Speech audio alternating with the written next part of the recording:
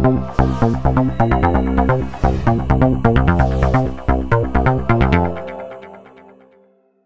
the one thing I want to point out, which has implications for innovation and solving problems, is this thing with video, which is totally underappreciated in my opinion.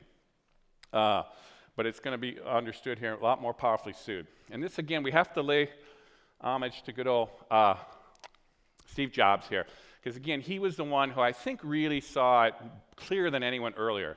And one of the things he did is essentially ensure that every single device had a high-quality camera there.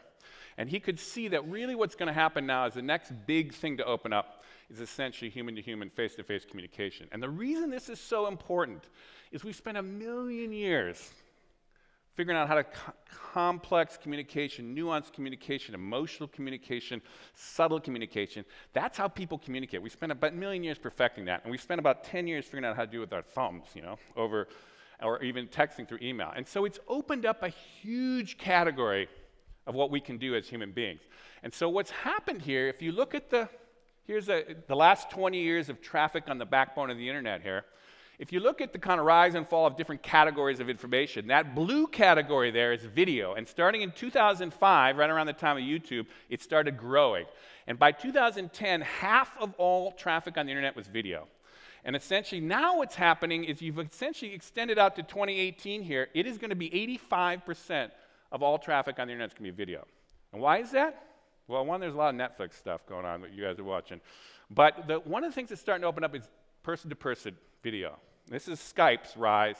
We had 500 million people already Skyping one-to-one in 2010. But what's happened in the meantime, starting in 2012 here, we started doing group video. FaceTime got up to 4 people. Skype got up to 10, was bought by Microsoft. Google, once it goes into group video at G+.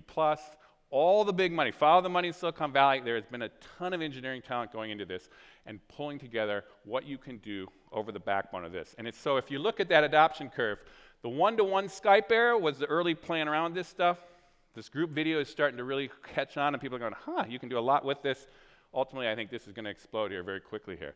And the reason this is important for innovation and problem solving is essentially all complex work, all strategy meetings, all board meetings, anything that gets seriously done is done by about up to 10 people around a table, looking each other in the eye, negotiating, really having complex communication, and ultimately looking at common documents. And you're starting to virtualize this in a routine and pretty seamless way. So to just give you a break from my talking for 1 second here, I want to show one video here which kind of gives you a glimpse of what we can actually start seeing in the future here, I think, as we start connecting up people from all over the planet through these video channels. And this is just an example of a guy who essentially, a composer who composed, had auditions through the internet, had people give their kind of participation into this choir through video, not all integrated at the same time, but he later integrated it, but it points towards, I think, what we're going to be doing very quickly here in the near future.